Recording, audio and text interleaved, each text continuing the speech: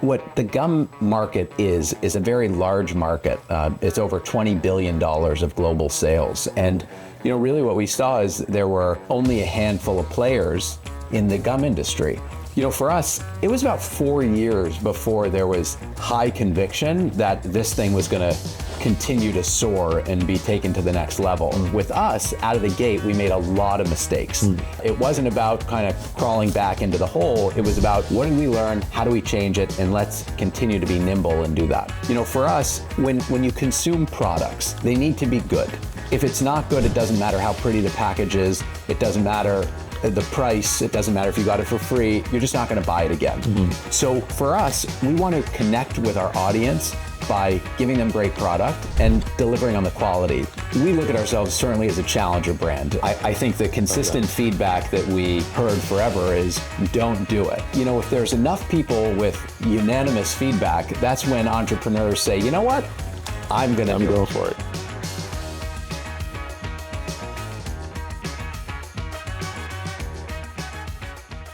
Welcome to the Challenger Mindset Podcast. Today, we're bringing you a conversation that's all about shaking up industries, thinking differently, and pushing past boundaries. If you're an entrepreneur, a leader, or just someone who refuses to settle for the status quo, this episode is for you. Joining us today is Jay Klein, the powerhouse entrepreneur behind The Pure Company, one of the fastest growing brands in the health and wellness space. Jay didn't just enter the market, he disrupted it, taking on the chewing gum industry by introducing clean ingredients, transparency, and a customer-first philosophy. His journey is a testament to resilience, innovation, and what it truly takes to build a global brand that challenges industry norms. So let's go.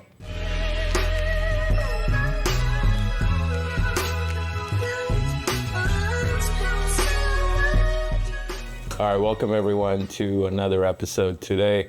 I am honored to have Jay Klein, the founder of The Pure Company, makers of one of the healthiest gums out there. And he's got some amazing experiences to share with you. So Jay, welcome to the show.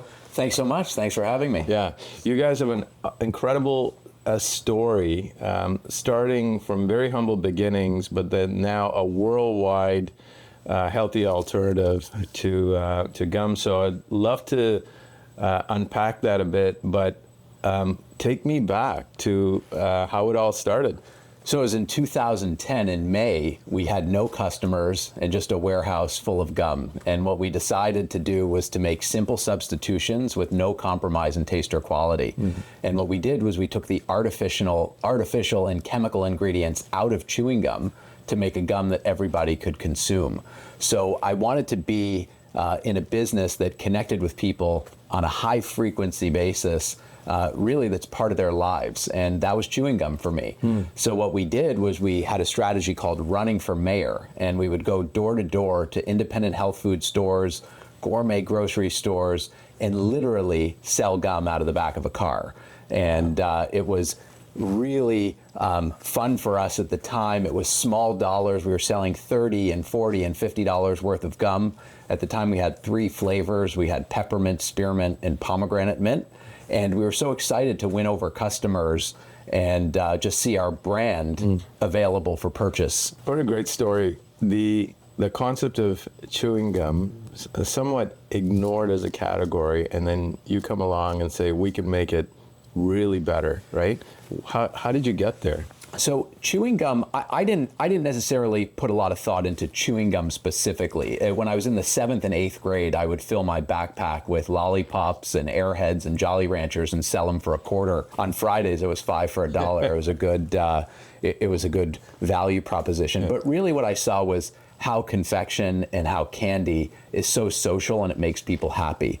So what the gum market is a very large market.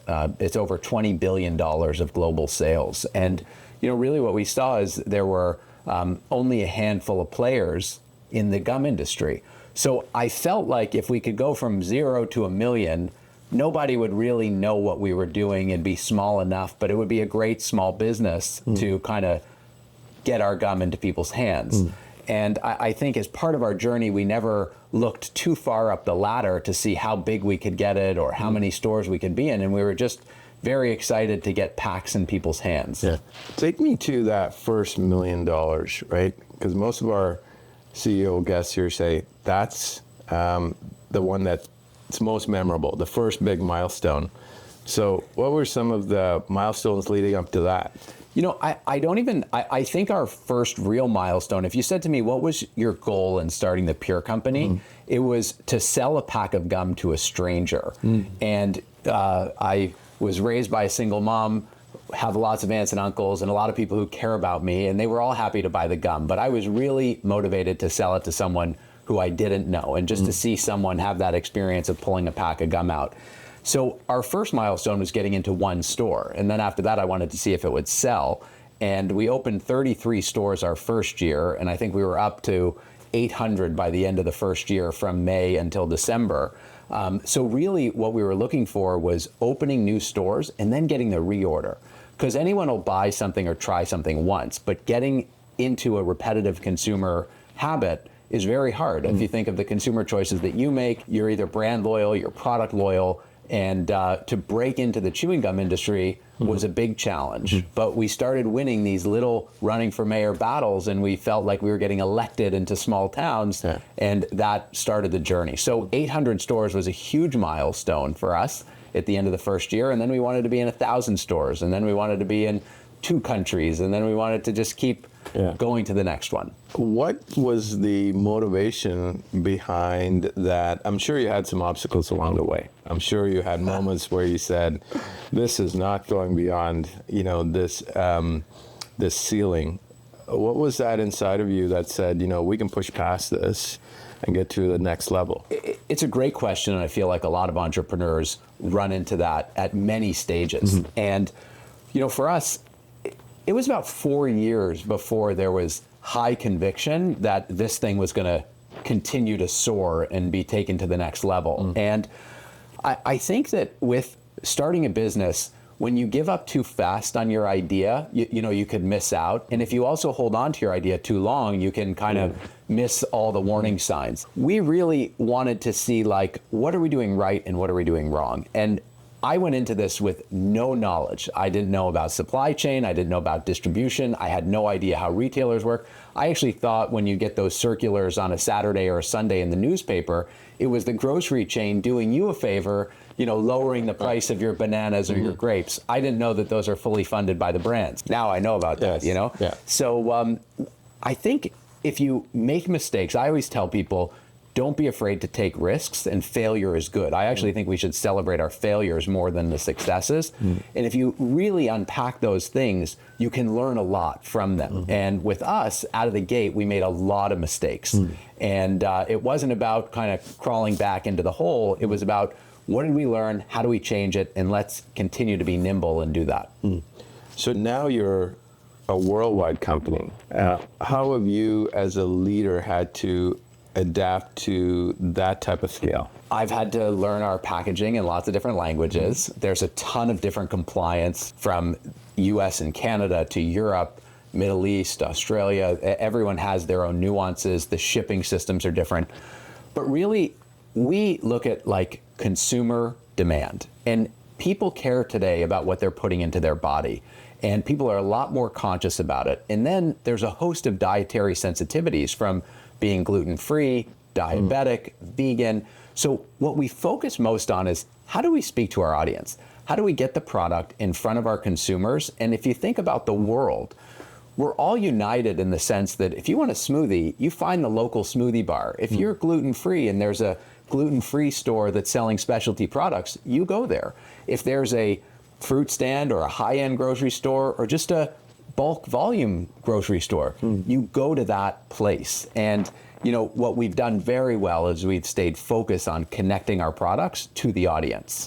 I want to switch gears now to your concept of growth. how do you think about growth? How do you plan for growth where you go from one country to 25, 30? What are the levers you're looking to pull to drive growth? So we have what I call a very simple growth strategy. And you might know it by the way you order a coffee. It's called double double. We look to double distribution and double consumption.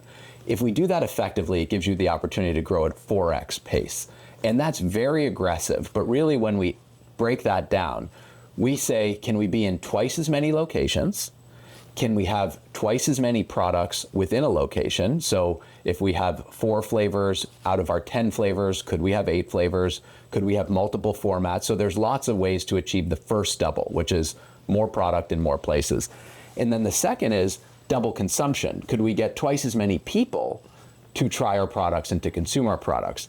And when we look at the landscape of the world, there's a lot of people. There's a lot of people that chew gum, and then our challenge is to make it available to everybody.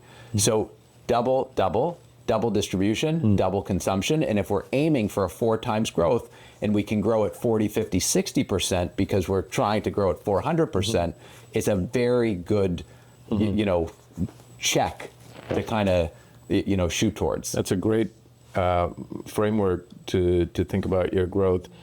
How do you build a growth culture inside of your company? How do you get people to understand that, hey, I want to double?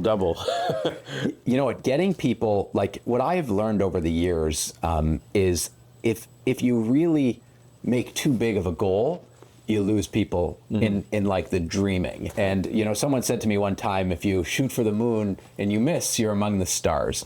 So I'm definitely a dreamer. I loved watching Willy Wonka as a kid and just dreaming about making the impossible possible. But when you connect with people who may need kind of more steps in between the big dream and then the reality, you have to kind of simplify that strategy. And so what we try to do is we look at, I'll take you back to the double strategy, which is, here's your account, here's what it's doing, how could we scale it? And one of the early lessons that we learned was, how high is high in a grocery retailer? We thought conservatively, if a store was doing $50 or $70 a month, picture like a small, gourmet grocery store, going from 70 to 100 was really significant.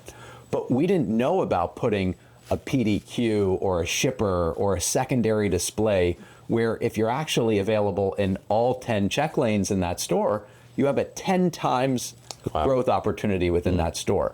So these are like basic lessons I would have learned if I started in a big CPG company or did kind of year one in the, an MBA program. But when you're in the school of hard knocks, you figure this stuff out and then you're like, wow, that's such a simple concept, but it makes sense.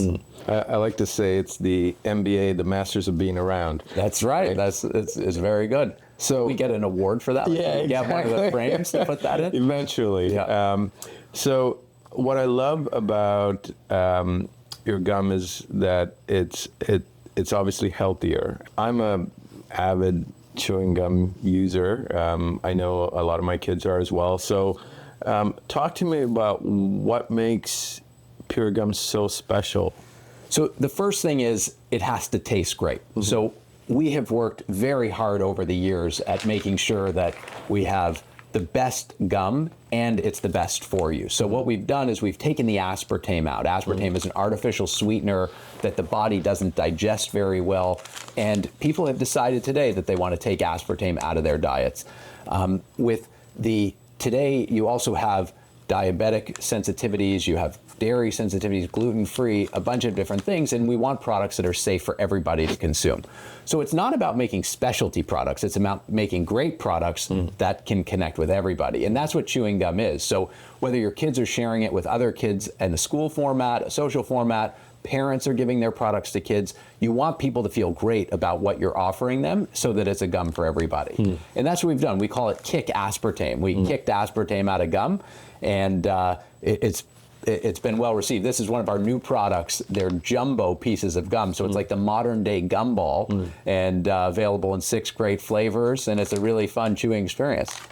I mean, I think what strikes me is it tastes great and you don't feel the guilt of having to consume things that are artificial. It sounds like you were on a mission. Was there something that, was driving you to, to build a company that had a social purpose? You know, I think we want to do good things, and we want to do a lot of them. I really don't try to lock on to any single thing. When companies become too singularly focused, if you don't succeed at that, or you don't hit your success goals in doing that, you know, maybe you don't define success the same way. And, you know, for us, when you consume products, they need to be good.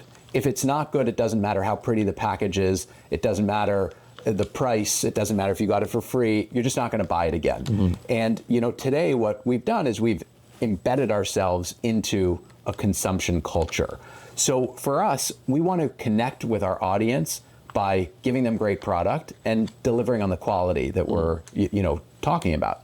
And that's really like, it's a single focus, but actually it encompasses a lot of different elements. And, you know, at the end of the day, we call our business sometimes unremarkable. We're not looking to make something that makes you taller or that makes you faster or promise you things. We want something that's part of your day, that you can freshen your breath after a meeting, you can have the chocolate mint at 3 o'clock, or you can give the fruit flavor gum to your kids. Terrific. Simplicity sometimes is the best strategy. Yeah. I want to switch gears to something that all founders face, which is, you know, personal challenges, you know, huge setbacks. This show is called The Challenger Mindset. How do you push through some of those, you know, difficult moments? I've had CEOs talk about how they had to deal with COVID and even some of the other, you know, big events that have happened. Can you think a bit about, you know, your, you know, trajectory and some of the things that you had to deal with?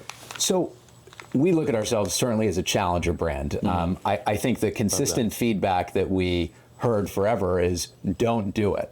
And, you know, if there's enough people with unanimous feedback, that's when entrepreneurs say, you know what, I'm going to go for it. And I like to think of our journey as, if you take a busy subway station at rush hour and everyone is running out the door, what's it like to navigate your way back in if you left your scarf on the subway? That's not an easy journey, weaving and bobbing through all that traffic. And in the chewing gum world, it was very cluttered at the top, and then there was kind of nothing after that. So, you know, as a challenger brand, we said, what do we need to do to kind of win the little battles? How do we grow our business and scale? And we didn't ever look at like the big prize. We never looked at like, let's try to be the biggest in the world. It's let's try to be bigger tomorrow than we were yesterday. Wow. If you don't get hooked on monetary goals, or you don't just try to hit a financial milestone, but you really try to connect with people. And that's what we've been focused on, is how do we introduce our product to people who haven't heard of it? So I love more than anything hearing you're a consumer, you give it to your kids, that warms my heart. But I also love hearing when someone says, you know, I've never heard of that product before, because it says we've got a lot more work to do. And that's what, you know, fires up the entrepreneurial journey and takes me back to day one, where it's like, I got to tell people about this product. I got to educate them. We have to make them more aware. And we wake up every day and we thrive on that energy. What's next for Pure? What can we look for? Well, you know, one of the cool things that we're doing online is for Pure, we have really connected our customers online. So like 5 years ago, 10 years ago, someone said we should sell our products online. And it was like, who's going to buy gum on Amazon? And all of a sudden, people started buying gum on Amazon. Like, if you think about it, it's so logical. You can hear about a product, you can go to Amazon, you can put Pure Gum in, and there it is, and it's delivered to you the next day.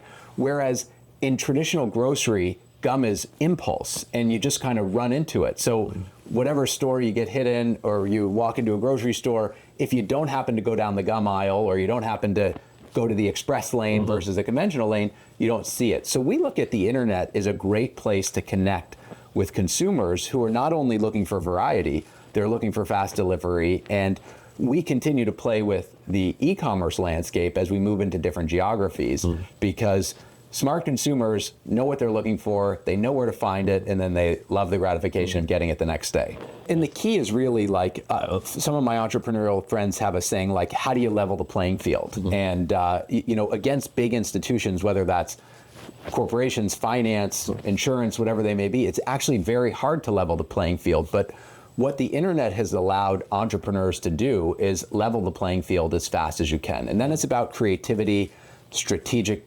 dynamics. It's about how are you getting to your audience? What are you telling them? And it's a really cool dynamic because as an entrepreneur, it's only getting easier and easier to have new opportunities. It's hard to harness them and hold them and have them be sustainable. But if you want something to happen, the platform is there to enable that. And the tools. You've got the tools. And that's really where, like, you go back to what the OG entrepreneurs, Bill Gates and Jeff Bezos, anyone in a garage can take down the next big guy. Yeah. And they actually did it in a huge scale, but, we like to play around in the candy shop. Exactly. Well, Jay Klein, thank you for coming. Thank you. That was awesome. I think we all learned a lot about not just the gum industry, but your passion, your innovation, and your drive to building a global company. Well done, and we look forward to having you back. Thank you.